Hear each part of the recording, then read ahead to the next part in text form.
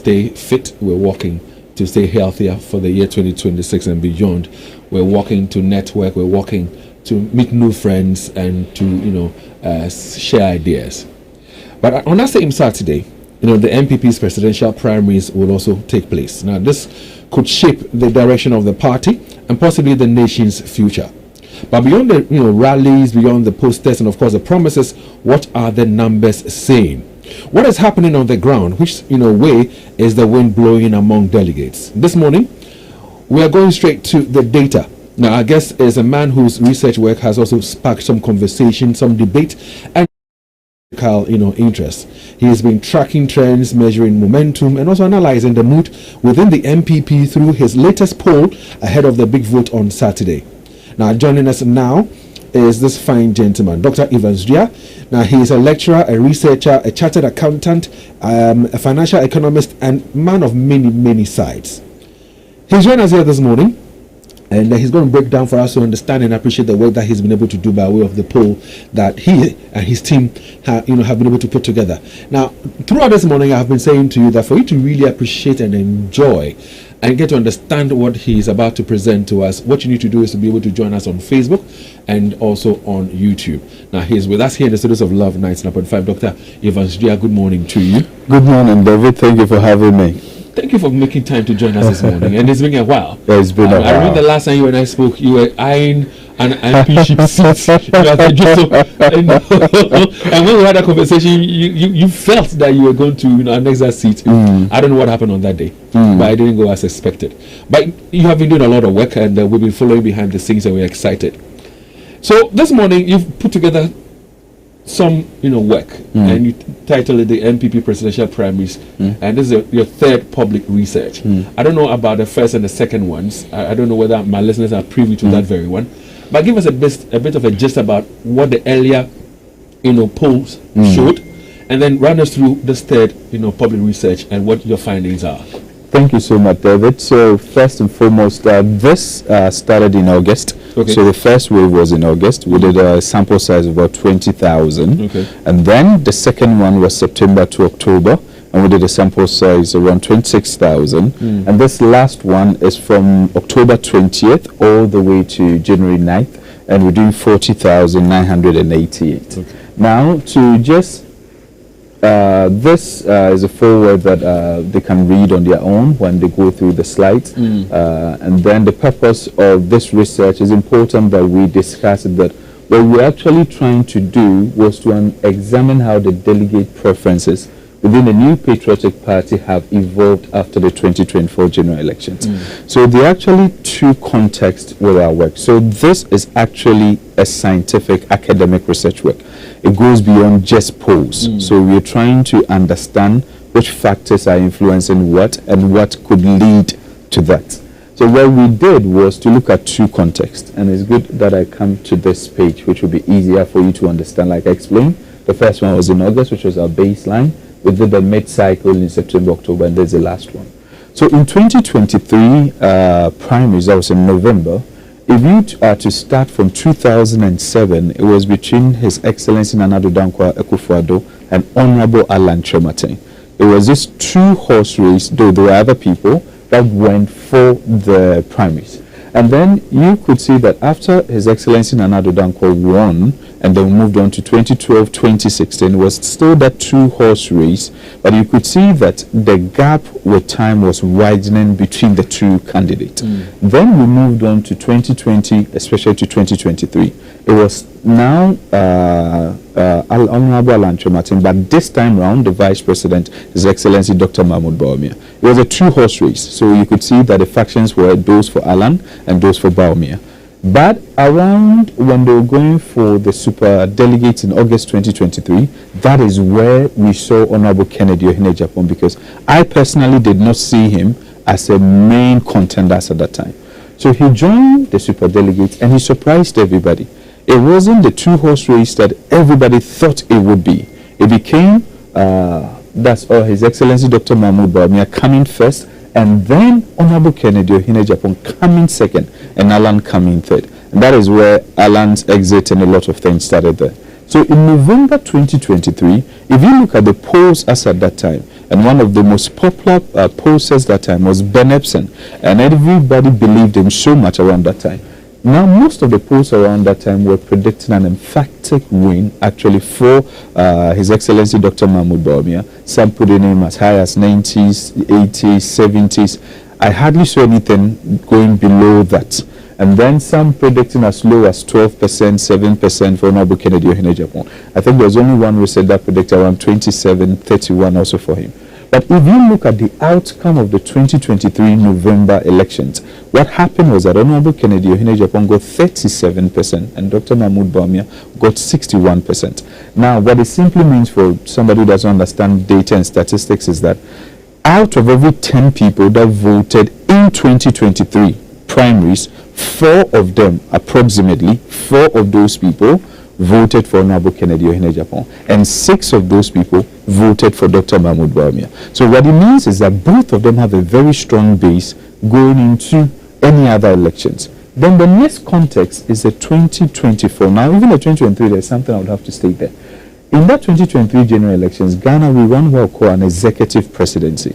The president has a lot of power vested in him to be able to make appointments. So the president of Ghana can make up to 5 to about 7,000 appointments. Now, if the president of Ghana, His Excellency Nana Addo Dankwa Akufo-Addo, decided that officially he would stand, he would stand with actually his vice president, and that was his running mate and then his vice president.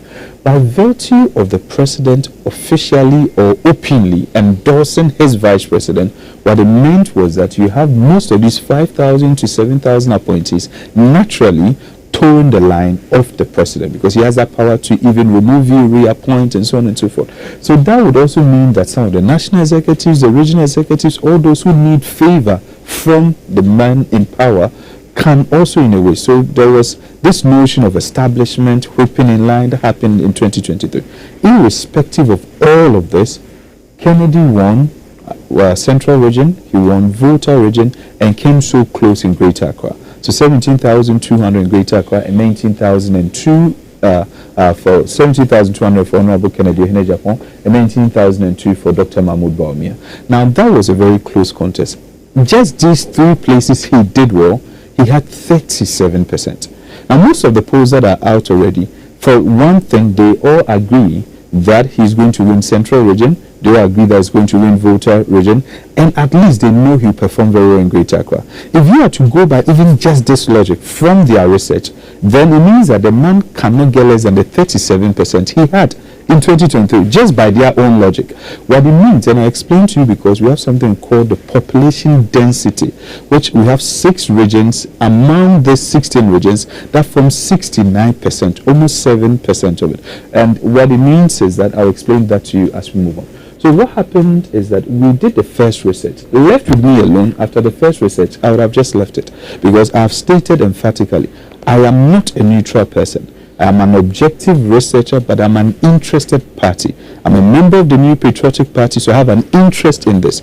So I would have just done the first research and then say, oh, I think this is what will happen. But after we did the first, we realized that we may be making a huge mistake if we do not continue with the research again. Because as at August, most of the candidates had not met the delegates. So this is what happened. After the 2023, then we move on to the 2024.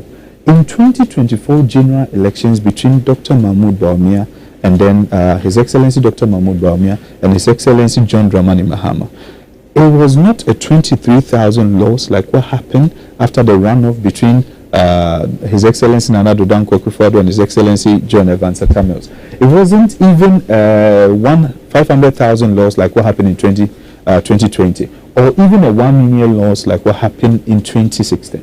What is actually happening is that NPP lost by 1.6, close to 1.7 million.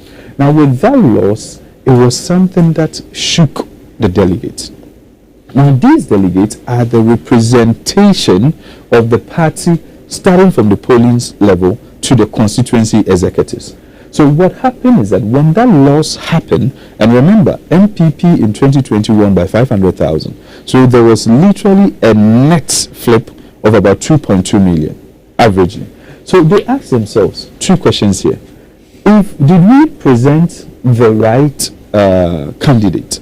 If the answer is yes, His Excellency Dr. Mahmoud Bawumia is safe for this election. Then they ask the next question. Can this same candidate represented in 2024 win as power in 2028? If the answer is yes, then he's safe for the Saturday. But the very moment the answer becomes no, I'm not sure, then they begin to now ask other questions. So what we are saying is that they do what we call a retrospective evaluation. So they did an assessment of the choice of the candidates they had. And remember, it was two then. That's His Excellency Dr. Mahmoud Bawumia and then Honorable Kennedy Ohinejapon. Then they now decided that what are the electability questions? Is there any person aside him, if we present, he may win us power in 2028? Remember, these delegates are political actors. These delegates are actually politicians. So they are people, and remember, political parties do exist to win power. So their focus is not to be in opposition. So they are looking for who can win us power. And the question is, between these two we have, which one of them can win us power? I just wanted you to flow, but I have this thing that I want to do. To our listeners who are watching us on Facebook, we say thank you very much. You can also share the page for others to get to know what we're doing here. For those of you who are listening to us on radio, listen, would ask that if you can, join us on Facebook as well, because Dr. Evans Duah is on the tactical board and he's explaining things to us. I wanted you to flow, but a quick question here. Are they looking at the messenger or the message? So that's a very good thing. In fact, when we go and we get to this part, you realize that they are looking at three things. So they are looking at the message of the person, they are looking at the personality, which is the messenger, and the people surrounding the person. So three things. What is the message? And the message here first is about what the person can do for us, the delegates. What is the person saying that can also convince the larger Ghanaian population? What is the personality of this person? Are we looking for someone who is acceptable by the people, marketable by the people, or we are looking for warrior, we're looking for fighter, we're looking for someone who can win us? There are so many other factors that they will be looking into. Now, the last part is they look at who are the people surrounding. And that is how come one of the candidates specifically during the campaign said, and I quote the person. What he said is that do not vote against me because of some people surrounding me, or because of something somebody surrounding me has done. So they themselves, they know that the people that surround them and their actions and inactions have consequences on them. So now what happens is that after they ask themselves the electability questions, they go on to what I call coalition consideration. So now they begin to ask, what are my other delegates thinking?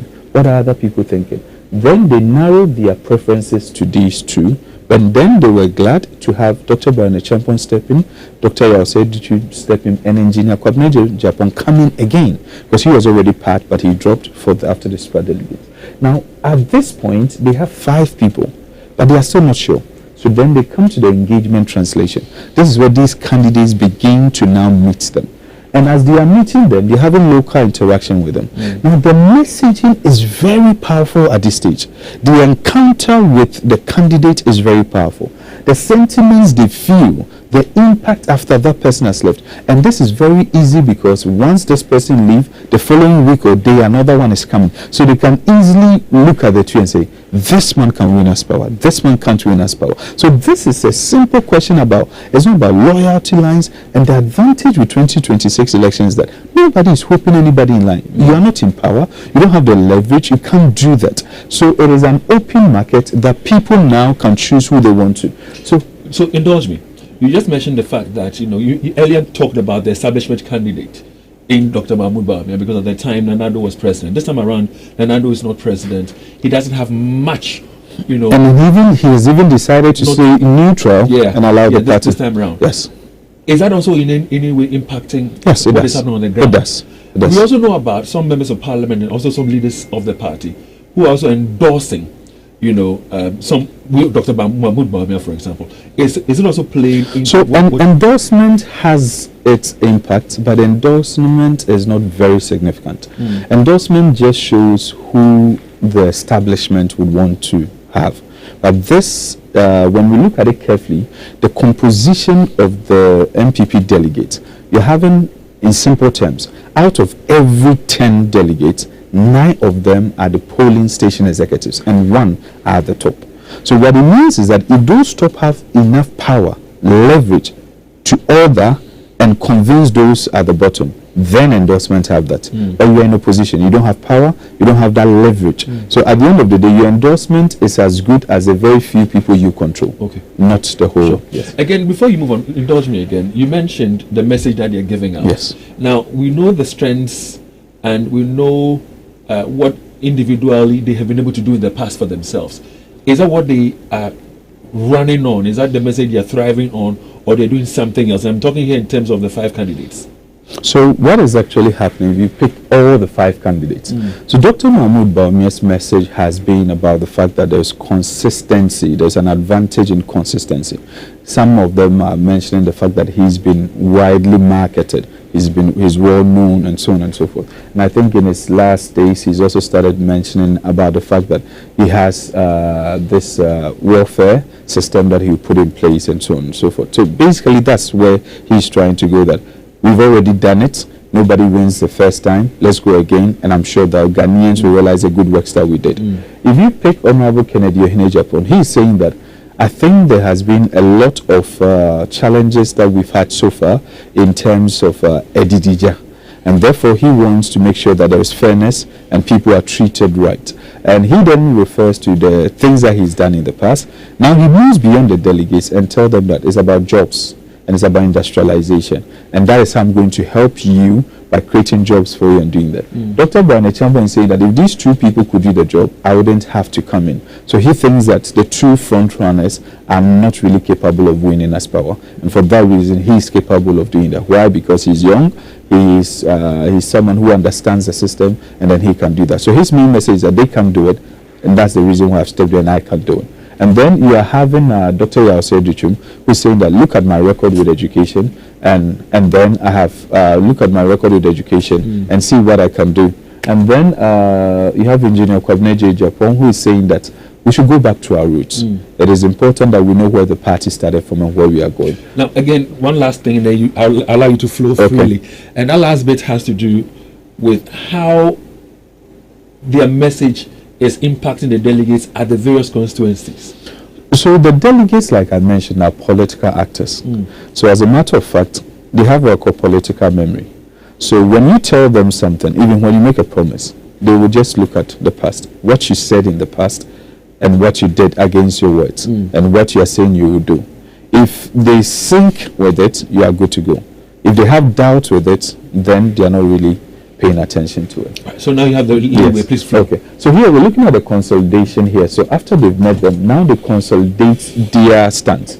What they are doing here is that they are now saying that, okay, I've met this candidate and I think that this person can win us the power.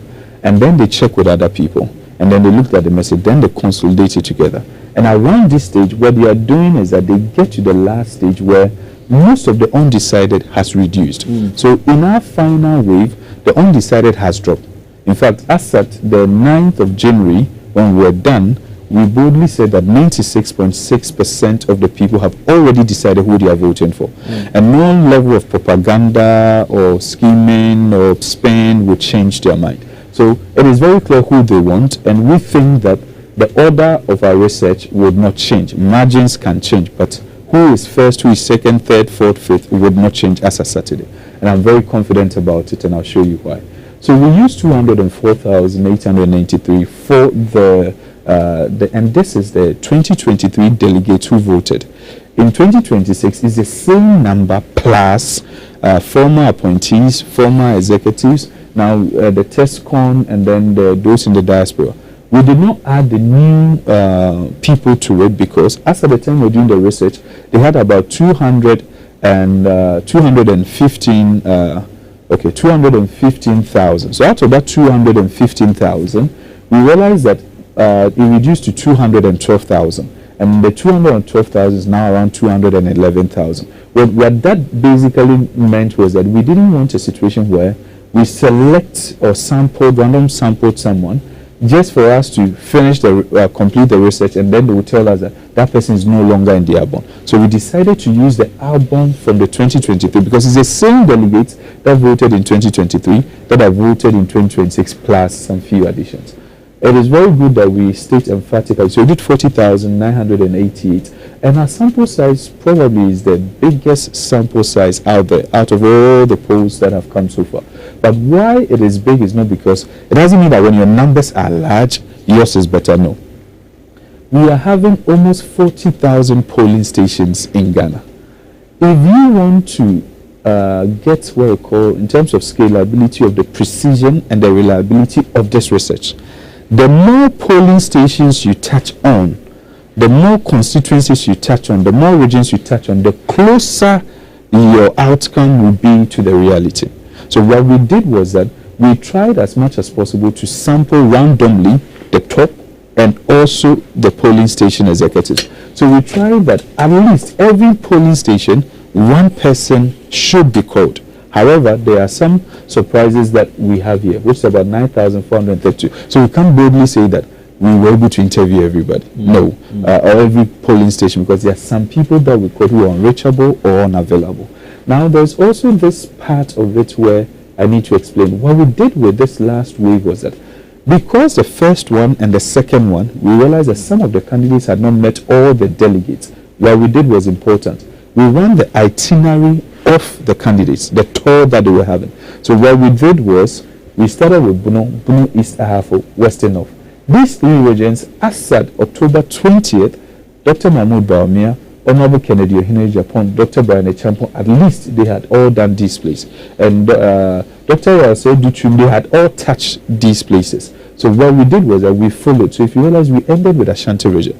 Ashanti region because Dr. Mahmoud Baumia's itinerary was ending in Ashanti region. So we went according, so that at least wherever we are inquiring, the candidate had a footprint before we engage the delegates. We have a worst case and a best case scenario. The worst case is, so these two models are purely scientific, raw data, no interpretation.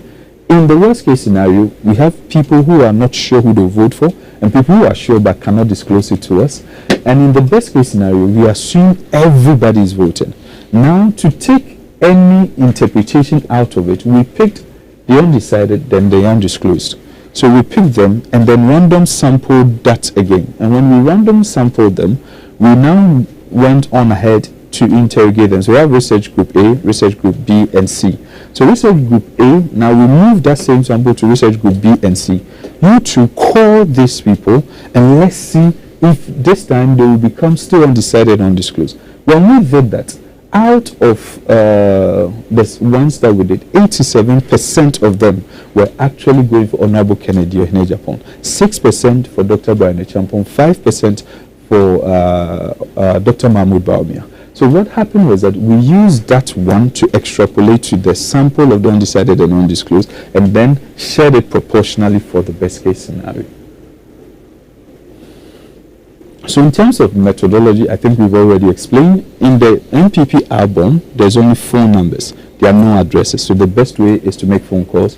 We recorded 20% of the interviews that we did, and then we have a group of people that listen to check that our researchers are inputting what they actually heard. So I have samples that I can easily play all of them to you. Okay.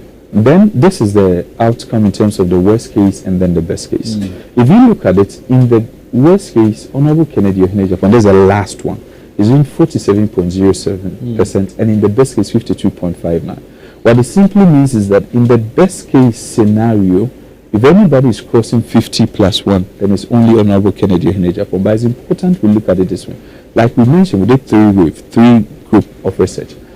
He moved in his worst case from 41.73 to 44.11 and 47.07. So you can see that it is an upward consolidation that he's having. Dr. Mahmoud Baumia, 39.09, 39.51. So here he rose, and then he dropped to 35.92. So here he was a bit stable around this time, and then it followed the decline. And the same for Dr. Brian Echampo. His was a surprise. He started very well. He dropped, and then he recovered around this side. And then in the best case scenario, it started at 51.49 for Honorable Kennedy Ohene Japan, 53. So if you look at the trend so far, you are seeing that in all the three waves that we had, if anybody is crossing 50 plus 1, he's the only one doing that. Now, this is just the one that would explain. For regional, it is important to add nominal values before percentages. It gives people clear understanding of what led to the percentages. And we have it all the way to the constituency level. So I can even tell you emphatically constituency what we think will happen in that constituency. And that is, we did it. Ashanti region is keenly contested, very keenly contested, because it is now anybody's game. Eastern region, for example, here is 8,000, 3,000, and 6,000. If you combine these two, that's Dr. Mahmoud Baumia and then Dr. Brian Champon, they will all overtake Honorable. But because the two of them are coming from the same camp, in Eastern region, Dr. Brian Champon is taking 85% of his vote from Dr. Mahmoud Baumia. He was one of his main financiers or lead persons there. And Honorable Kennedy Ohene Japan is quite stable with his base. Most of them do not defect. And he's had new people that are adding on to him. Greater Accra is emphatic. It was 17,000 against 19,000, but he has fully reversed. Any gain here is a loss here. And that's how it is happening. So these are the nominal ones. People can read them later on. And these are the percentages. But let's come to this page, which will sum it up. So in summary, here, what we are saying is that in Ashanti region, it's keenly contested. We don't see any one of them actually crossing 50% in Ashanti region. It can be close, but not something beyond. If you pick a half a region, there's a possibility that Honorable Kennedy Ohene Japan could cross 50%, but it's also close. If you pick Bono, Bono was a surprise for us. At the beginning, Dr. Mahmoud Bami was leading Bono. Then it switched and has stayed with Honorable Kennedy Ohene Japan till now. Bono East, Dr. Mahmoud Bami is leading. He can still win the place, but it's very tight. And if you look at the undecided and undisclosed, it could also flip. Then we're looking at Central region, very emphatic. And I think all the polls that have come, none of them is denying that. If you look at voter, let me see. So Northeast, for example, is 76.02. Yeah. That is the biggest percentage win we have. But do you know the surprising thing? Tell me. Northeast is just 3,400 delegates. In terms of the size. The size there, the density. Yes, population density. Yeah. So what it means is that it is not even up to 10% of Ashanti region. It's not up to 10% of Greater Accra. Sure. So if we win 100% in Northeast, and the difference in Greater Accra is 6,000, it cancels it, yeah, it does. By so many miles. And then you have OT and so on. So you see, Upper West. So Upper East. Upper East was a surprising part. So here, Upper West is for Dr. Mahmoud Bauman, but Upper East. Yes. So Upper East in our first wave, in our second wave, Dr. Mahmoud Bauman was leading, but in the last wave, that's a Boku area. So now that place has changed. So Honorable Kennedy Ohene Japan would win that place. That's a surprise. Because in the first one, it wasn't him. In the second, it wasn't him. But the final one, it has changed. But it's still tight. But he will definitely win. Because in both case scenario, he's winning. Sure. Yeah. So that's the presentation. Yes. And then these are just graphics that they can end up with. Let's go back to the Boku thing. And just for a bit of education, information, clarity. What is causing the flip, the change? Okay, so if you look at it carefully, in terms of what is happening with Upper East, there are certain constituencies that have stayed even with close with Honorable Kennedy Ohene Japan in the last time. So there's a conflict zone, and quite a number of things are happening around that place. It's a bit sensitive, so I always prefer not to go there. But one thing that I'm realizing is that majority of the people in the Upper East, let me pick I think I'll give you some better data. Okay. I want to go into the constituencies for you. All right. And so whilst Dr. Evans does that, I'm sure that for those of you watching us on Facebook and maybe YouTube, if you have any question, you can drop it there and he will respond to your questions for you as well. He says what he's done is purely scientific work, scientific data that he's presented to us today.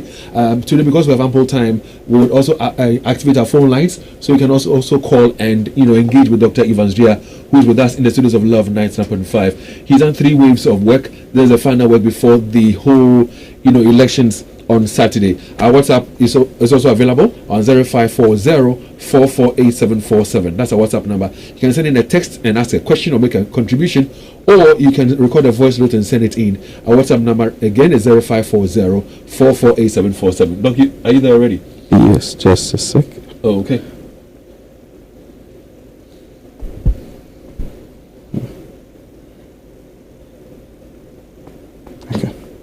All right, so once Doctor does that, you can give us a few. Okay, yeah, I'm here. There? Yeah. So let's look at. So I want to pick Upper East. Okay. For you, so that I can give you the correct data there. So if you pick Upper East, for example, we are looking at Talensi, for example. Okay. So Talensi is a place that Dr. Mahmoud Bawumia will win. Tempani, Honorable Kennedy Ohene Japan will win. Boko Central is very closely contested. Almost even. It's a 338-336 in terms of Boko Central. Bogatanga, we'll see Dr. Mahmoud Bawumia winning Bogatanga. Bongo, so Dr. Mahmoud Bawumia win Bongo. Busi North, Dr. Mahmoud Bawumia win, but the margin is very tight. Chiana Paga, Dr. Mahmoud Bawumia win 360-237. Gau is emphatic for Honorable Kennedy Ohene Japan. Dam, Dr. Mahmoud Bawumia win, but it's not, the margin is not that wide. Now Vongo Central, Dr. Mahmoud Bawumia win emphatically. Bogatanga East. Then when it gets to Bindu, then it starts changing, and those places have heavy numbers. So Bindu is an emphatic win for Honorable Kennedy Ohene Japan, very emphatic. Zebula is very emphatic, wide, almost 400 delegates gap between the two of them. And then Busa South, Dr. Mahmoud Bawumia win, and then Pusiga, Dr. Mahmoud. So we are looking at 3,524 for Honorable Kennedy Ohene Japan and 3,286 for Dr. Mahmoud Bawumia. Help me understand a few things here. I mean, for those who are still undecided, what are they waiting for? Is it that the message hasn't sunk down well with them? What's the problem? In fact, those undecided at this stage would not even make any difference. Because if you're looking at the difference now, they're about 3.4%. And the 3.4%, and with the margin of 52.59 and that of the 36, it wouldn't make any difference. Okay. That's why we say that the order that we have, nothing will change. And the order that you have has Kennedy yes. leading. Yeah, leading. Yeah. Now, we all know that on election day, a lot of things can happen. Yes. You know, election day, people will be influenced in many ways. Yes. Sometimes they're giving material stuff, sometimes money, and then they are encouraged to even curse themselves using deities and all that. A lot of things. A lot of things happen on election day. Based on the work you've done, are you saying to us that no matter what happens on Saturday, this is still what's going to happen? So we have a plus of minus 0.5% margin of error at a 95% confidence level. What we are saying is that we see about 95% of what we've said happening. What it means is that if you do that in terms of what we see, there will be a room of error and margins that can work. But we don't see anything beyond these margins. What it means is that it will take a lot of whip and change for Dr. Mahmoud Bawumia to now overtake Kennedy with the data that we have. So margins can change. But in terms of order, who's number 1, who's number 2, who's number 3, who's number 4, 5, I'll tell you confidently based on this data and the work we've done, reliability in terms of precision, the order will not change. So again, people work with data. Yes. And because data informs you as to yes. where your strengths are, your weaknesses are, what you can do to change things or improve things. Yes. You're saying that as we stand right now with this work, even if, let's say, Dr. Mahmoud Bawumia picks up this data and says, listen, it's not going our way, it's not favorable for us, there's nothing he can do to flip anything on Saturday. There is something he can do. Now what's that? There's something that he can do, but I'll not give it for free.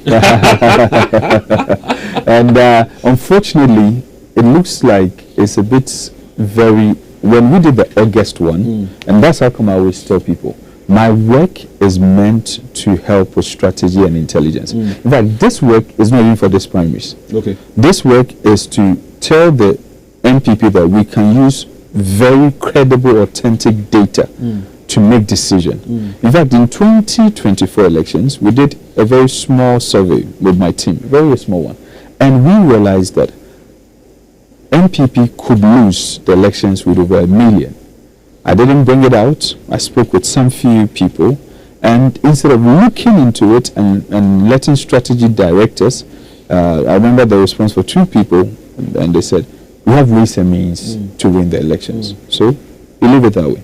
But where we've gotten to, we need to move into strategy. So I think that at this stage, today is Thursday, the delegates are fully decided on who they are voting for. I don't think much would actually change. What about the prophecies that are being bundled around? I think so far 11 or so of them. A majority for Dr. Mahmoud Bawumia, only 3 or so for Kennedy. What do you make of those prophecies that are being bundled about as well? We've seen this one. Numbers tell us who is ahead. Strategy decides who stays ahead. So the numbers are only giving us an indication, but the strategy that will make the difference. In fact, there is a way the NPP can come back to power in 2020 scientifically, without doing some of the things they think they are doing that can win them power. There is a way. And there is a way somebody can win the elections also on Saturday without some of the things that they are doing. If I were any of them, I would not waste time on propaganda. I will not waste time on destroying people at this time. I will not waste time on twisting and turning. It doesn't work. The people we are dealing with, they are not average Ghanaians. That's a problem they are making with this campaign. There's a lot of cosmetic campaign happening. People sit on social media, they sit and they are not on the ground. You know what I did with my personal assistant? We traveled around the country last week. We went to places. We didn't go and do another full survey. This was just for us to travel. So we went to some Middlebelt, some other places, and just randomly started engaging some people to see the realities on the ground. And we were shocked. Now I can tell you that Honorable Kennedy Ohene Japan can win between 52 and 56. In fact, we have the most probable case scenario. If you ask me on Saturday, I have no shadow of doubt on what will happen on Saturday. You mentioned a while ago, that there's a strategy if the NPP puts in place, they can win the 2020 general elections. If NDC continues to do the things that many people are applauding them for, city against the dollar is fine, fuel prices coming down, inflation coming down, policy rate coming down and all that. If they continue with this momentum till 2028, you believe that the NPP can still have a strategy that can help them win elections in 2028? David, you're a very, very solid presenter. You've done this work for so many years. You are doing an excellent job. And you keep doing it. But there's one thing people always miss. When you keep doing something so well, the thing you're doing so well will never be used to judge you again. Other factors will come to play. So in 2028, it may not even be about the economy. It may end up being about personalities. It may even end up being about the flag bearer. It may even be, that's why I'm saying that you need to understand, read the room and understand what is happening. Now in the NDC, are they doing a good job? For me, I always tell people, check your pocket. And if you check your pocket and it's good and they are doing well, I'm an NPP member, you give them thumbs up. When His Excellency John Dramani Mahama delivered a fantastic speech at the UN, I shared it. When he won, I said, this victory is divine. He won it fair and square. What people have to do is that we are Ghanaians first, before partisan. So if something is good, it doesn't matter which color you belong to, it is good. You don't have to criticize everything. Let the Ghanaians feel you are Ghanaian first, but you have better ideas, better things that can work than what is happening, than overly criticizing everything. That's not how you win it. Now again, I don't know whether you captured that in your work, but unity amongst the NPP has been something that has been spoken about for a very long time, to the extent that they had to even go into signing a peace pact and caution people as to how they should go about their utterances in terms of the campaign and all that. And even after the peace pact has been signed, we've heard a few utterances that many would say are still not really the best. In terms of unity, what did you gather? And do you foresee the NPP being united going into 2020? In fact, I think the NPP will become one of the strongest force after this primaries. Democracy, the beauty of democracy is when people are allowed to flow. That's what you did to me. You allowed me to talk, you allowed me to flow, and you come in when needed. What you are doing is that I feel that I have a room I'm controlling. When democracy is done that way, where people are not kept in line and people don't feel any limitation, when they lose an election, they know that it was fair and they lost it. And at the end of the day, it makes them respect the process. If they win, they know they won it fair and square, and it makes them also respect that process. The only problem is that when people feel that the process was not fair, when people feel that things were done to favor someone, then you have problems uniting. That is why the NEC and the PEC, now for the New Patriotic Party, took away proxy voting, anything that can create rooms for contention. I was one of the first people who advocated for an early Congress. I said it on Win to Me, way before it even became public. I believe that the NPP has done something formidable. By going for an early Congress, they have about 35 months ahead of the main elections. What it means is that every crack, they can work around it. Reconciliation can be done. His Excellency John Dramani Mahama is in his legacy term. So he would not in any way or form want partisan politics to come in 2026, 2027 now. So most probably NDC will go for Congress 2027 or even 2028. What it means is that NPP have enough time to reconcile. You believe sincerely that some of the things that have been said, to the extent that people are even reading minutes into the posture of Dr. Mahmoud Bawumia, that he was visibly angry and all that. You believe that they can still work out the differences for 2020? In politics, there are no permanent enemies. Okay. It's all about interest. Okay. Having said that, what would you say is the difference between what you have done scientifically to the other works out there that people have also said they did it and it's a scientific based work? What would you say yours is in terms of the difference? Because some of the work says, Mr. Nakwa, for example, says that Dr. Mahmoud Bawumia is going to win based on the work done on science and data. You're also saying that yours is also based on science and data. And from the indications that you've given to us in terms of the people who will be leading, Kennedy is leading. What's the difference between yours and their work? So I'm those people that I never want to run down or look down on anybody's work because of how I've been trained. I personally think that they've done what they can do and what they've done. I wouldn't want to condemn or run it down. But something is very clear here. If you tell me, and I'm using their own words, that Honorable Kennedy Japan will win in Central, almost all of them. They say he will win in Volta, yeah. Almost all of them. In Greater Accra, if you look at the percentages they are given to him, and you look at Ashanti, you look at Eastern, you look at those places, if you are to run even their own works, okay, run their own works even in nominal values, then Honorable Kennedy Japan should not be anything less than 37% by their own works. So how are they arriving at some of these figures that they are attributing to him? So already it makes the work questionable, because remember, in 2023 he won Central, he won Volta, and he came close in Greater Accra. These were the three places he performed. The rest were all not very significant, and he had 37%. You are saying he's going to do the same thing, and you are still attributing to 28 and below. Do you know what 28% will mean? It means that he's getting less than 60,000 votes on Saturday. Now let me explain some of these numbers to you. Greater Accra, we're looking at 39,000.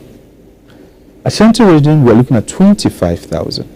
Eastern region, we're looking at 23,000. Now just these ones, and these six, so let me mention, Greater Accra, Ashanti, Eastern, Central, Western, and Volta. These six regions are amounting to 69% of the total size. If he won two and he came close in Greater Accra and he's getting 37% last time, now you are saying that he will do well in Volta, he'll do well in Central, he's coming close again in Eastern, coming close again in Greater, coming close again in Western, and which one haven't I mentioned? So Greater, Accra, Ashanti, coming close, Ashanti region. And now the surprising one is Western North. Those are small place. Western North is also becoming emphatic for Honorable Kennedy Japan. Just these seven is about 70% of the population. Our data shows that out of the six that I mentioned, if you add even the seven, he's making between 80 to 95,000. That is a minimum of 40% already. Listeners, you can join us right now. Our phone lines are activated. And Doc, you've been standing for a while. Yes. Take a seat for me. Okay. If somebody calls and you have to go to the technical board again, yes, you can easily go there. But you can give us a call now on 03220-83596, 03220-83597, and 03220-83598. If there's any question, feel free and ask. If there's anything clarity you're looking for, feel free and look for ask about the clarity. Hi, good morning.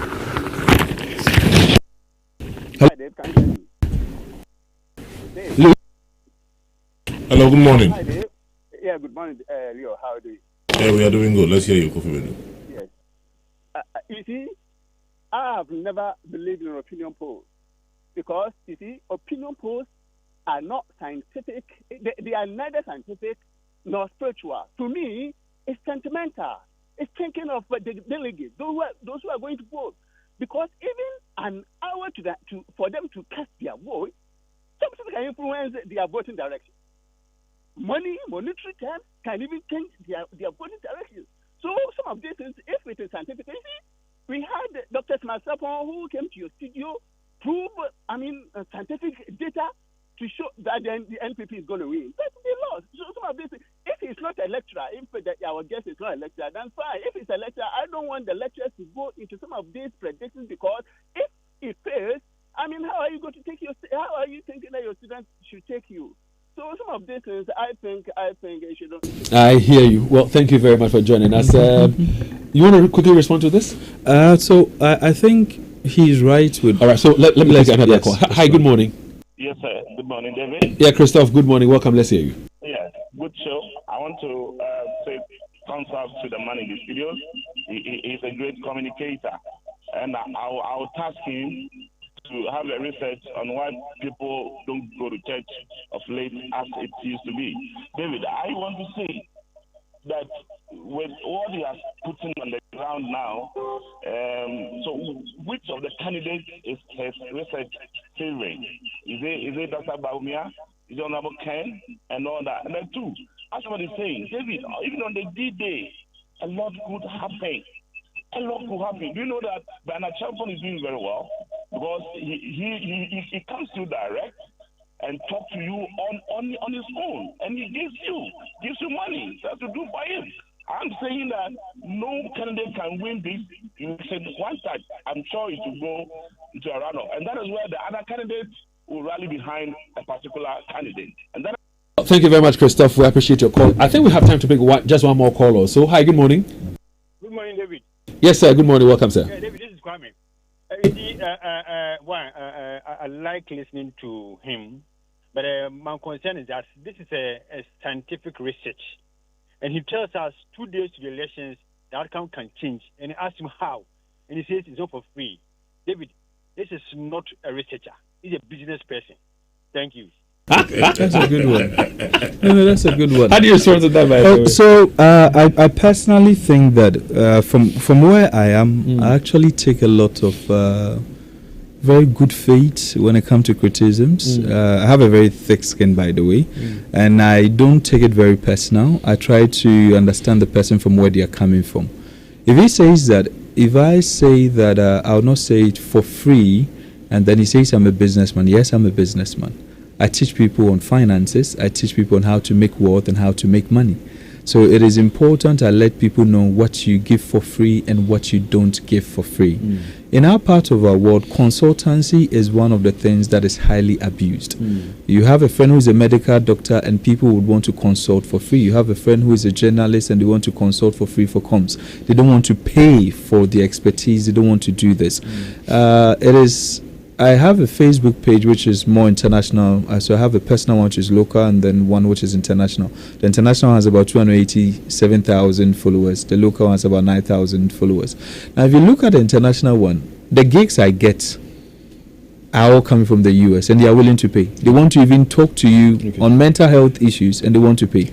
But our local people... Based on what you just said, for how long has this work been out there? This last one or the whole one? The third one. The third one since 20th, I think 20th. Has anybody from any of the camps contacted you? Yes, in fact. Because you said that there's a way, they can flip it. And so I'm wondering, has anybody contacted you as to how? So this is the first thing. The mistake we keep making in our part of our world is that when my first research came, I think I explained the genesis of what led even to my research, and then the camp that it did not favor them automatically started branding me. They condemned it actually. Yes, and then they said that I'm of this camp, and then they went to a whole lot of stuff. Now, what has actually happened is that I don't blame them, because the same person, for example, you mentioned, was referred to just some few years ago, but these same people that he was this, he was that, and he was that. Today, his research favors that camp. And today, they are sharing it. They are saying that he's the one that they trust. So I think that if you look at where I sit and what I have seen, I'm confident because we have just 2 days. Yeah. You don't have to speak much. Okay. Just explain what you've done and allow the D-Day. Now, to respond to the question where the person said, can things change on the D-Day? I have said this, that none of us can play God. Nobody can be so sure what will happen on D-Day.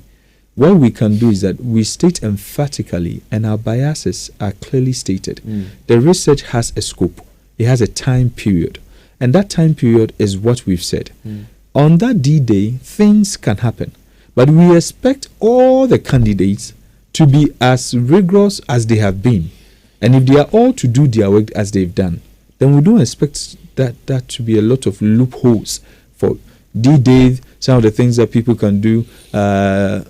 Somebody asked me about money matters. Yes, I was asking you a while ago that on the D-Day, people are giving money. Yes. People are making pledges and promises to the extent that you have taken my money. Take a picture of who you voted for as evidence for me to see and all that. On the D-Day, a lot of things happen. Delegates can be camped, they can be bussed, they can be given breakfast. A lot of things happen on the D-Day. All of these things will happen. It will happen. It will still happen. And the reason why all of these things will still happen is that you are dealing with 211,000 people on that day. In fact, we are looking at, we are not too sure. We did not want to predict it. But comparing to 204 as against 192, so about 12,000 people did not vote in 2023. If we are to go by that, then it means that we are looking about less than 200,000 people. So this is just an assumption. We don't have any empirical evidence. But based on what happened in 2023, if we are to go by that logic, then it means that we're expecting less than 200,000. So it was 204,000.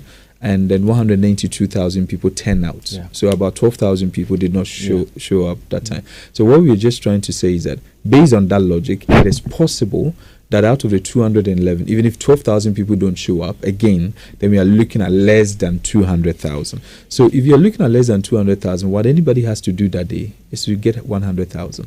And then the person has made a 50+1. Some of the callers, let me go to that Kofi Bedu. He mentioned the fact that he said it's scientific, blah, blah, blah, blah. And he's not comfortable when he hears some of these things, especially when it's coming from lecturers. Because if it doesn't come through, how will your students see you? So let me tell you, I'm actually one of the people that out to the U.S. government has invested in terms of training and bringing. They follow me closely with what I do. The U.S. training I had shows this. They actually are interested in people who have failed. In other words, in U.S., the system shows that they don't even want to employ CEOs who have no track record of failure. If you ask me, I've learned more from my failures than my successes, because you succeed more, it empowers your ego. Somebody will say, would there be any difference on Saturday? There can be, but like I've mentioned, it will be in the margins, not the order. What I mean to say is that we have learned so much from the experiences we've gained and the expertise we've gained, that whenever we are coming, we proofread a lot of things before it comes out. So before we make any assertion publicly, so I always tell people this. The reason why some people will be where they are and others will be where they are is that we don't want to take risk. And for me, I teach my students calculated risk. What does that mean? Mitigate the risk. Put in measures. What are the measures I'm putting in? I had to do a hectic job of running 3 surveys. I had to put in a hectic job of increasing the sample size at each wave. I had to do a hectic job ensuring that I'm following the candidates and planning according to them. So we put in measures. And also you had to do a hectic job by making sure that the people who you were working with on this survey asked the right questions of the delegates. And they were even doing the right input. Yes, that's what exactly. When you're doing the presentation, that's what you said. So that's what I was adding that to it. Yes. What somebody was also saying that, let's say there's going to be a runoff. I mean, that was Christoph. So the runoff, so we have a worst case scenario where Honorable Kennedy Ohene Japan is at 47.07 and then Dr. Mahmoud Bame is at 35. Can there be a runoff? Yes, if there is Dr. Brian Champon pulls more, then probably. But the reason why the runoff is not looking probable is that when you run a 5-horse race, the option preferences of the delegates simply moves to who can win NASPower in 2028. So they begin to now separate between who is a current project and who is a future project. Once they start categorizing you and the future project, it begins to look like an enterprise that can be futile along the line. And delegates will not want to waste their vote unless they want to prove a point to you. So the 2-horse races, because they think that these are the people who are likely to win. And which one of them am I choosing? The other ones, they are going to get the votes they are going to get because some of the people who are working with them and working for them would have to show working. And for that reason, they need to get some numbers. But when it comes to the general delegates, if you are, so let me give you some numbers. If anybody throws any money out there, because of the number of delegates, there is nobody who can throw any money out there for people to buy water or transport to go and vote. That would change the delegate's life. In other words, any amount of money would not impact massively. What will impact massively is the fact that the person's water and transport does not arrive at all. Well, when I say does not arrive at all, if I think I'm going to vote for you and I'm struggling to move from maybe Koforidua to maybe Accra to go and vote because I've been sent there, and some TNT that you promised to help me to go, it hasn't come. In terms of the party? I'm talking about the voting. The delegates. The delegates. No, the money from where? Where's the money coming from? Oh, no. You know, sometimes some sponsors and financiers of some of these candidates would want to assist some people with TNT. Is that fair? You're saying, is that fair? I'm asking. Oh, no. If I am a candidate, the candidate will not have that time. But they are financiers. They are people that believe in the project. But if everybody is giving, so there are 5 candidates right now. Every candidate has somebody who is saying, oh, let me give you something for TNT, water and food. Everybody is giving. Or let's say 2 out of the 5 gifts and all that. Isn't not a problem? So I always say this. You've seen the tea parties that they have in the US and the fundraising that they do. Is it also fair? Politics is expensive. If politics were cheap, then anybody else can just say, I want to be a flag bearer. So you can't do it with your own resources alone. And that's the reason why you need what we call bankrollers. You need financiers, you need sponsors. And it is important that they come in to support. It makes things quite organic. So I don't think that, and even when some of these delegates see that more sponsors and party, because remember the party has to run in opposition. So the party needs money. Pick the NDC, for example, for 8 years. They still had to run offices, run parties, run this. Somebody would have to step in. So if you don't have the finances, it would be difficult. Yeah. Okay, so Dr. Evans Duah, like I said, he's a lecturer. He's a businessman. He's a finance economist. He's a researcher. He's a man of many colors, and he's done his work together with his team. I'm sure that you would also say a big thank you to your team. Yeah. And we'll be sitting down, relaxing after our walk on Saturday. In fact, we're working on Saturday. Power Fitness Walk. I don't know whether you'd have the time to work with us between 6 and 9. We'll be done by 9, latest 9:30. We're done, and then we'll all sit back and see the inflows and how people are voting. And then when they end the voting at 2, and then they start collating, we get to see what is happening. But I'm told there's something on our WhatsApp console for you. Okay. Oh yeah, so one message for Doc. You said you don't do this with for emotions, right? Oh, don't worry. Some of the words they say. Okay. No, don't worry. It says the man at your studio, I respect his pose, but I can see some emotions in his work. Oh, okay. He has some spots for MPP and hats with one of the aspirants. That's Kennedy Japan. Okay. But unfortunately, he will lose. So this is the whole thing. All right. If you're a researcher and your work comes out, and there are 2 sides of the game, and one goes after your head and punches you, and one welcomes you, you naturally will have. I remember the second one, I had some people from the Team Ken Online saying that, Doc, you see why we say you should join us. Okay, because naturally, one, that it favors them, but there's one thing that people don't pay attention to. When it comes to this kind of research, the most important thing is the data. And the reason why I'm concerned about this research is that my work is not for this period. And he's right. I am an NPP member. That I've said it already. Yeah, you said it, yeah. So for that one, I have a soft spot for the NPP. But like he's already aware, I am Ghana first. So how did you foot this work you did? So normally, these are some of the easiest of questions to answer. So for example, I think today we've won a grant from UK. For example, I think £20,000, another one £20,000. You want £20,000? Yes, two. So £40,000? Yes, for my university. Okay. And that we won that grant. We are also getting another grant for $50,000. Okay. So those who know me, I'm a former banker, by the way. So I work with Societe Generale. Okay. So I'm actually a banker, former banker. I'm a financial economist. So I know how to. I do grants and write-ups for universities and other stuff. So when it comes to some of these things, and I would say that those who know me, I wouldn't say I'm a poor man, but at least I've built life to a certain level where certain things I can take care of it. To even contest for a seat as a member of parliament, it takes... What happened? Do you mind sharing? What do you think? No. It was a very good propaganda that worked against me. A very good one. So they picked a picture of mine with the U.S. Department of State, and then they told the delegates I am an American citizen. Oh, okay. And then at dawn, I remember Chairman Untumi calling me at 2 a.m. and said, but Doc, they said you're an American citizen. Why are you even contesting? I said, no, I'm not an American. Okay. I have long visas. And these are some of the things that at smaller level can influence. But when you're running a national level, there are certain propaganda that may not work. Dr. Evangelia, thanks very much for your time with us this morning. 2 days away from today is the D-Day.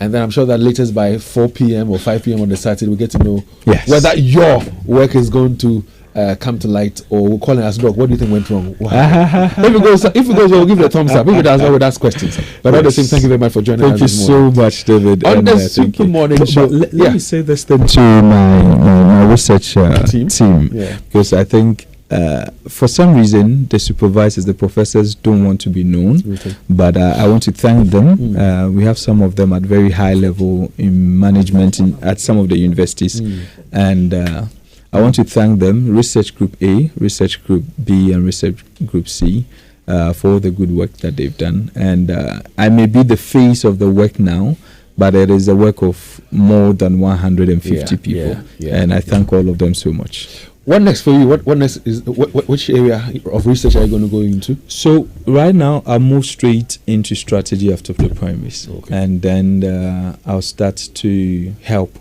the party with strategy and how to really properly help Ghana and help the NPP. Yeah. On Joy 99.7, we'll be talking about how to stay fit. It's all about exercise. It's already on. Exercising for their fitness walk on Saturday. Exercises are very important. It helps in terms